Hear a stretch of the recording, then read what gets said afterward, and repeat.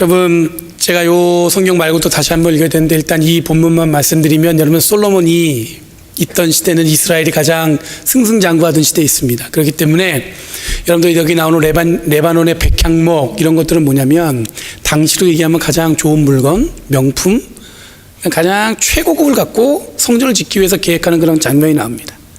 그러니까 사람들이 볼 때는 그때는 모든 것이 다 좋은 것에 초점을 맞추고 있을 때입니다. 근데 오늘 제가 다시 한번 읽은 말씀은 열왕기하 똑같은 본문인데 5장 1절부터 14절 말씀을 제가 읽어드릴게요. 한번 찾아보세요. 우리 성경에는 566페이지입니다. 열왕기하 5장 1절에서 14절까지 말씀입니다. 제가 봉독해 올릴게요. 잘 들어보세요. 시리아의 왕 군사령관 나아만 장군은 왕이 아끼는 큰 인물이고 존경받는 사람이었다. 주님께서 그를 시켜 시리아의 구원을 베풀어 주신 일이 있었다. 나아만은 강한 용사였는데 그만 나병에 걸리고 말았다.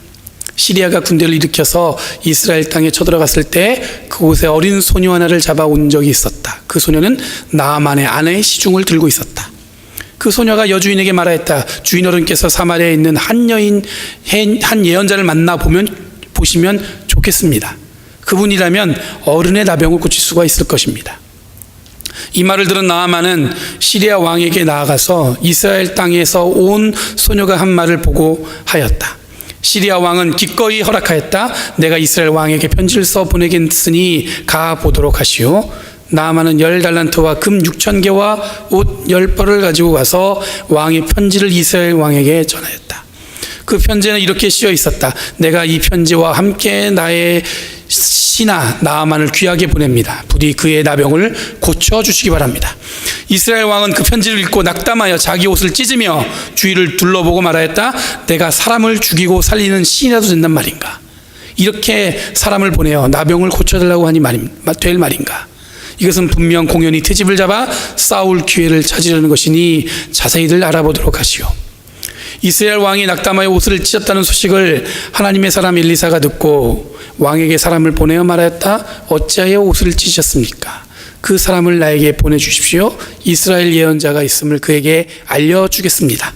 나아만은 군마와 병거를 거느리고 와서 엘리사의 집문 앞에 멈춰 섰다. 엘리사는 사원을 시켜서 나아만에게 요단강으로 가서 몸을 7번 씻으면 장군의 몸이 다시 깨끗하게 될 것이라고 말하였다. 나아만은 이 말을 듣고 화가 나서 발길을 돌렸다. 적어도 엘리사가 직접 나와서 정중히 나를 맞이하고 주 그의 하나님 이름을 부르며 상처를 위해 직접 안수하여 나병을 고쳐주어야 도리가 아닌가? 다마스쿠스에 있는 아마라강이나 바르발강이나 이스라엘에 있는 강물보다 좋지 않다는 말이냐? 강에서 씻으라면 거기에 씻으면 될 것 아닌가? 우리나라의 강물에서는 씻기지 않기라도 한단 말이냐? 라고 불평하였다. 그렇게 불평을 하고 나서 나아만은 발길을 돌이켜 분을 참지 못하며 떠나갔다. 그러나 부하들이 그에게 가까이 와서 말하였다. 장군님, 그 예언자가 이보다 더한 일을 하라고 하였다면 하지 않으셨겠습니까? 다만 몸이나 씻으라는데 그러면 깨끗해진다는데 그것 좀 못할 까닭이 어디 있습니까? 그리하여 나아만은 하나님의 사람이 시킨 대로 요단강으로 가서 7번 몸을 씻었다. 그러자 그의 살결이 어린아이의 살결처럼 새 살로 돌아와 깨끗하게 나았다. 아멘. 여러분, 장면이 쭉 바뀌어갖고 지금 이젠 이스라엘이 그런 어떤 굉장히 승승장구했던 시대는 다 쪼그라들고 이제 뭡니까? 시리아에서 이제 완전히 어떻게 보면 잘된 상황인 거예요. 왜냐하면 포로기가 끝나고 다시 이제 어떻게 보면 독립해서 자기들이 통치하는 그런 시대가 왔습니다. 여러분, 느낌이 조금 다른 두 본문이지만 역사적으로 보면 항상 좋은 것만 포커스를 두고 있던 사람이 이제 뭐예요? 시리아라는 다른 사람의 등장으로, 이스라엘 사람이 아니에요. 하나님 사람도 아닙니다. 솔로몬 같은 왕도 아니고 시리아의 장군이에요. 그 사람을 통해서 지금 특별하게 오늘 우리에게 말씀을 전하고 있어요. 근데 제가 미리 말씀드리면, 스포일러처럼 말씀드리면, 처음에는 우리가 함께 읽었던 본문은 승승장구했던 순간에 읽었던 그 장면이 우리에게 초점이라면, 오늘 본문은 굉장히 소박한 것에 초점을 두고 이 본문을 보셔야 됩니다. 저는 여러분들 오늘 예배를 드리기 전에 지난 금요일 날 제 아내하고 심하게 다퉜습니다. 목사가 다퉜다니까 굉장히 행복한 표정을 지으시는 분들 계시네요. 심하게 다퉜습니다. 그리고 그 다음날 화해를 했습니다. 왜냐하면 이번 주일이 두려웠기 때문입니다. 왜냐하면 주일날 아내와 다투고 그 어색함을 교인들 앞에서 이렇게 표정을 이렇게 하는 게 이제 싫었어요. 왜냐하면 그러면 안 된다는 생각이 들었어요. 이제 어느 정도 이제 오래 사니까 생긴 노하우죠. 이제 이렇게 되면 이쯤 돼서 화해를 해서 빨리. 근데 오늘 아침에는 제가 오늘 권사님하고 심하게 다퉜습니다. 근데 그게 다퉜다는 게 무슨 마음이 들었냐면, 제가 한편으로는 되게 중요한 얘기 아닌데, 예전에는 이렇게 안 그랬는데 생각이 들면서 무슨 마음이 들었냐면, 하나님한테 이제 부부와 같은 정을 나눌 때가 됐나 보다. 왜냐면 가까우니까 이제 다툼도 되고 그러는 거죠. 여러분, 성경에 보면 우리가 예배를 드리기 전에 다툼이 있으면 화해하고 오라고 그랬잖아요. 제가 그래서 정중하게 사과드리고 싶은 마음이 있어서 먼저 이 말씀을 드리는 거예요. 이게 뭘까? 제가 여러분들한테 말씀드렸는데, 어쩌면 우리가 예배하는 것을 가로막는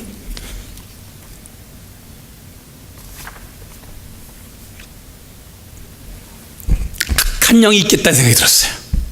이럴 때 여러분, 우리가 정신 차려야 돼요. 그리고 어떻게 돼요? 기도해야 돼요. 이 말씀을 들어가기 전에 제가 이 말씀을 드린 이유는 뭐냐면, 그 장면이 이런 둘만 있는 게 모든 교인들이 봐서 놀랐을 거 아니에요. 근데 여러분들 기억하셔야 될 게 뭐냐면, 그 일이 있었다만 기억하시면 안 되고, 여러분들 뭘 기억하셔야 되냐면, 그 일을 잘 해결하고 하나님의 은혜에 더 집중하려고 노력했다를 여러분들은 기억하셔야 되는 거예요. 아셨죠? 오늘 본문 말씀도 그런 거예요. 이 말씀은 하나님이 우리에게 정말 중요한 것을 빼먹고 다른 것에 집중하면 안 되는 것을 알려주는 거예요. 여러분, 나중에 읽은 말씀 등장하는 사람들이 나아만이라는 사람이 등장합니다. 오늘 본문은 제가 나중에 읽은 말씀만 갖고 말씀을 드릴게요. 왜냐하면 오늘 짧게 해야 되기 때문에. 여러분, 나아만 장군이라고 소개하고 있어요. 여러분은 한번 그 11기하 5장 1절 한번 보세요. 시리아의 장군입니다. 그리고 또 등장한 사람이 누구냐면, 포로로 끌려온 소녀 하나를 데리고 왔어요. 그 소녀가 등장하고 있어요. 그리고 시리아 왕도 등장하고 이스라엘 왕도 등장하는데, 그게 여러분들 예언자 엘리사가 등장하고 나아만의 부하가 등장합니다. 1절에 보니까 여러분, 나아만을 뭐라고 소개하냐면 완벽한 자라고 얘기하고 있습니다. 완벽한 자. 왕이 아끼는 큰 인물이고 존경받는 사람이었을 뿐만 아니라 주님이 이 나아만을 시켜서 시리아에게 구원을 베풀었어요. 여러분들, 이방인이고 장군인데, 시리아 장군인데 이 사람은 하나님을 알았어요. 그 사람을 통해서 뭐라고 증거하고 있냐면, 시리아의 구원을 베풀어 주셨다고 하고 있습니다. 그만큼 신앙, 믿음 있는 사람이었다는 얘기입니다. 그리고 장군으로도 완벽하고 강한 용사였다고 증거하고 있어요. 그런데 완벽하고 아주 흠없는 사람 이 나아만은 한 가지 문제가 있었는데, 그게 뭐냐면 나병에 걸려 있었어요. 겉으로 볼 때 퍼펙트예요. 완전히 문제가 없어요. 그런데 여러분들, 이 시리아 장군 나아만은 뭐가 있었냐면 나병이 있었어요. 나병. 여러분, 피카소의 소녀상이라는 그림이 있습니다. 화면 한번 보여주시겠어요? 그림 3개 있는데, 이게 여러분들 그게 다 걸이라는 제목을 갖고 뭐 자화상, 또 무슨 리트릿 같던 뭐 소녀상입니다. 여러분들 이걸 보면서 참 정말 어떻게 저 소녀를 아름답게 그렸을까, 이런 마음이 생기시나요? 굉장히 난감하고 이해가 잘 안 되는 게 피카소의 그림입니다. 저는 개인적으로 피카소의 그림이 그리 저한테 감명을 주지 못합니다. 왜냐하면 조금 난해해요. 어렵기 때문에 그렇습니다. 작년에 오랜만에 피카소의 그림이 경매에 나왔다고 합니다. 그런데 이게 경매에 나와서 얼마에 팔렸냐면 1,000억 986억 원에 낙찰됐어요. 제가 달러로 계산하지 못해갖고 한국 돈으로 계산한 거예요. 1,000억 986억. 이게 얼마예요, 달러로는요? 계산이 안 되시죠? 어마어마한 거예요. 그림 한 장에, 여러분 그림 10개 뭐 이렇게 해서 판 게 아니라 한 장에. 그러니까 여러분들, 우리가 보고 있는, 어쩌면 저게 소녀라고 하는데 참 못생기게 잘 저게 그랬을까 싶은데, 저것도 대략 그 정도 가격이 된다고 볼 수가 있는 거죠. 여러분, 지금 이 세상에 많은 이들이 열광하고 완벽하다고 느끼는 이 예술작품에 이 가격을 매기는 것은 무리가 있을 수 있지만, 언뜻 봐도 여러분들, 이 소녀상이라는 이름과는 잘 어울리지 않는, 약간 좀 사람들은 다 이게 피카소의 그림이기 때문에 비싸다고 얘기하지만 여러분들이 그 돈을 갖고 이 그림을 사시겠어요? 뭐 그 돈이 없기도 하지만 저는 그 돈이 있으면 이거 그림을 사려고 그 돈을 쓰진 않을 것 같아요. 소녀상 하면 여러분들 이뻐야죠. 아름다워야죠. 근데 약간 어색합니다. 마찬가지로 나아만도 여러분들 완벽한데 나병에 걸렸습니다. 피카소의 그림을 보는 것과 마찬가지인 거예요. 완벽해요. 모든 게 아주 훌륭한데 나병에 걸린 거예요. 2절 3절에 보니까 전쟁에서 잡아온 이스라엘 소녀가 이야기합니다. 이 어린 소녀가 용감하게 그 여주인에게 얘기하죠. 나병을 고칠 수 있을 것 같다는 거예요. 사마리아에 있는 그분을 만나면, 그 예언자를 만나면 나병을 고칠 수 있다는 거예요. 주님을 알고 하나님을 믿는 사람이라고 소개한 이 나아만 장군이 이것만 특별한데, 여기에 모든 것이 완벽한 장군이지만 나병에 걸렸다고 소개하고 있는데, 그 나병에 걸린 것을 나을 수 있는 방법은 전쟁을 통해서 잡아온 어떻게 보면 자기 종으로 쓰려고 데려온 그 소녀가 알려준 사마리아에 있는 한 예언자가 나병을 고칠 수 있을 것입니다. 이 말에 이 장군이 눈이 번쩍 떠졌어요. 이것도 좀 이상해요. 그렇죠? 이상하잖아요. 하찮은 소녀가 전한 말이지만 나아만은 자기 왕에게 이 얘기를 했습니다. 제가 지금 사마리아에서 이 예언자를 만나러 가야 될 것 같습니다. 왜냐하면 내 나병이 낫기 위해서. 그랬더니 또 왕도 재밌습니다. 뭐라 그러냐면 그럼 그렇게 하라고. 내가 그 이스라엘 왕한테 편지도 써줄 테니까 가라고.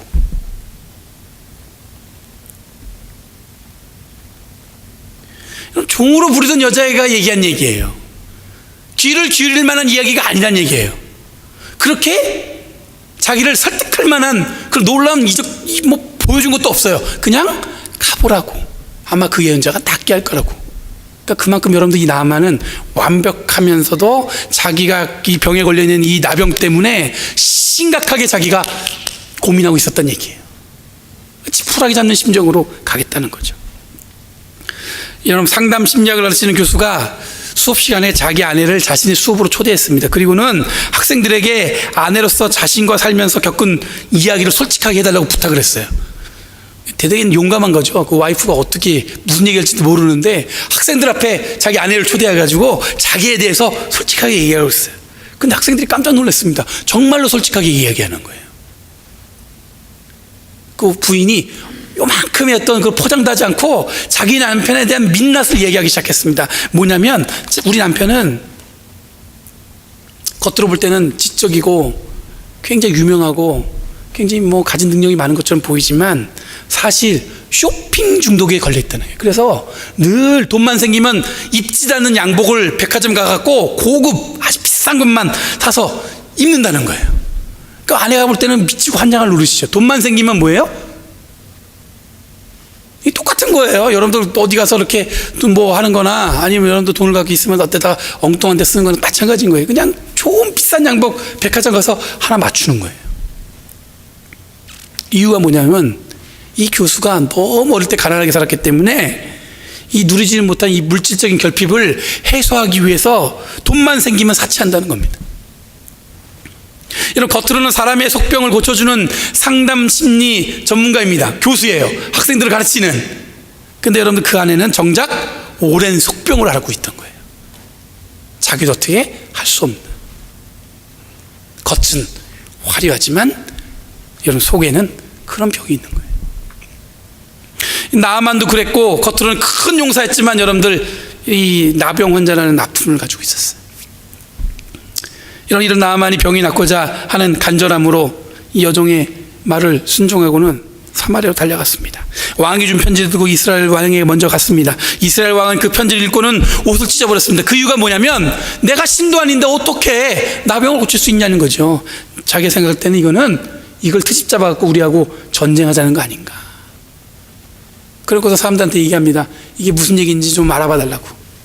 그 얘기를 들은 여러분들 엘리사가 와서 얘기합니다. 왜 옷을 찢냐고 나한테 보내라고 그럽니다. 우여곡절 끝에 여러분들 이 나아만 장군이 여러분들 엘리사를 만납니다. 근데 엘리사가 굉장히 재밌어요. 자기가 직접 가서 그 나아만 장군을 맞이한 게 아니라 여러분 성경에 보면은 그냥 부리던 아이를 하나 보내갖고 말만 전해요. 뭐라고 그러냐면 요단강에서 7번 씻으세요. 이 말을 여러분 나아만이 딱 받아들였나요? 쉽게? 여기서 또 하나 질문이 생깁니다. 왜냐하면 여러분 나아만 여기까지 오는 데 있어서 여러분들 굉장히 엄청난 능력 있는 사람이 그렇게 부탁해서 온 게 아닙니다. 한번 나병이 있었는데 그것을 낫다는 이야기를 하면서 설득해서 온 것도 아니에요. 그냥 자기가 부리던 여종이 한번 가보세요 이런 마음으로 왔어요. 근데 그렇게 해서 그 엘리사를 만나러 왔는데 엘리사가 고작 한 얘기가 뭐냐면 자기가 직접 나와서 한 얘기도 아니고 그냥 얘기합니다. 요단강에서 7번 씻으세요. 그랬더니 이게 못마땅한 거예요. 자기가 여기까지 온 것도 어찌 보면 그냥 말 한마디 지나가는 말 한마디에 혹해서 온 건데 지금 자기가 불편한 게 2가지가 있는 거예요. 첫 번째 뭐냐면 엘리사가 자기를 홀대하는 거예요. 아니 기형 왔는데 말이야 그 나병 걸린 곳에 피부에 손을 얹고 기도해 주면 나을 것 같은데 그렇게 안 해주고 말이야 요단강 가서 씻으란 말인가. 그리고 2번째 뭐냐면 설득력이 없는 거예요. 아니 요단강에서 7번 씻으라는 건 자기네 시리아에도 말이야 좋은 강이 있는데 12절 말씀에 보니까 다마스쿠스에 있는 아마나 강이나 바르발 강이나 뭐가 더 그러면 여기 있는 물이 더 낫다는 거야? 이 설득이 안 되는 거야 이 사람한테. 그럼 나아만 입장에서는 기대하는 마음으로 엘리사를 만나러 왔을 거 아닙니까? 지금까지 나병 치료를 위해서 안 해본 게 없는 나아만으로서는 여종이 이야기한 것처럼 특별한 방법으로 자기를 낫게 할 기대가 컸을 거예요. 그렇지 않겠어요? 뭔가 이렇게 날려면 뭔가 이렇게 보여진 게 있어야 될 거 아니에요. 근데 요단강 가서 7번 씻으라는 거예요. 나아만이 분을 참지 못했습니다. 불평은 불편이고 화가 나서 돌아가려고 했습니다. 주님을 믿고 하나님의 구원의 사역을 도왔던 모든 것이 완벽한 나아만이 나병에 걸린 한 가지 문제만 있었던 것이 아니라 여종이 한 이야기는 들을 귀가 있었지만 어쩌면 소박하고 사소하고 어쩌면 정말로 내가 볼 때는 별로 아닌 것 같은데 생각하는 그것에는 그냥 마음이 동하지 않은 거예요. 그냥 무시해버린 거예요. 그리고 분에 차서 자기는 돌아가겠다고 이야기했습니다. 그때 부하들이 붙들었어요. 장군님, 만약에 엘리사가 이것보다 더한 걸 시켰으면 그것도 했을 건데 그거 어렵다고 한번 그냥 해보시죠.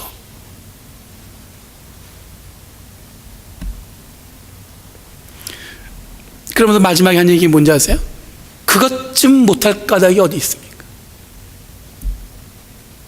제가 보기엔 나아만의 마음을 움직인 거는요 나을 거란 기대가인 게 아니라 그까짓 건 못할 까닭은 없지 그런 마음으로 요단강을 갔어요. 그리고 7번 쉬셨어요. 그때 어떻게 됐어요? 정말로 나병이 나았어요. 깨끗하게 새살이 돋고 완벽하게 나았어요.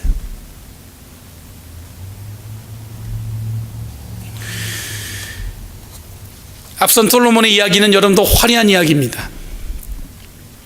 성전을 짓고 왕궁을 짓기 위해서 백향목을 갖다가 찾아다녔던 눈높이가 하늘을 치솟고 있었던 그들의 눈높이는 하나님께 좋은 거 드려야죠. 근데 오늘 본문에 나오는 제가 나중에 읽은 말씀에서 나온 것은 뭐냐면 어쩌면 여러분들 우리가 그것 좀 못할 게 있어 싶은 거를 순종하는 순간에 하나님은 우리를 통해서 놀라운 역사를 하실 수 있다는 걸 보여주셨어요.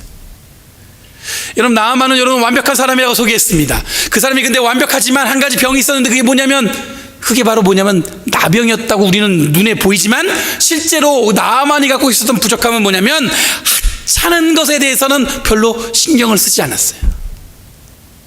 물론 여종이 한 이야기에 마음이 욕해서 거기까지 온 것까지는 우리가 볼 수 있지만 결정적인 순간에 여러분들 어쩌면 그것 좀 못할 까닭이 있을까 하는 거에 대해서는 그냥 별로 생각을 안 하고 살았던 거예요. 여러분 지난주까지 저희가 여러분 제자에 대해서 이야기했습니다. 그 말씀을 전하면서 제 마음에 걸린 게 뭐냐면 참 어렵다는 생각이 들었어요. 왜냐하면 제가 말씀을 전하면서도 목사인 저도 힘들어요. 왜냐하면 전 여러분들보다 잘해야 될 거 아니에요.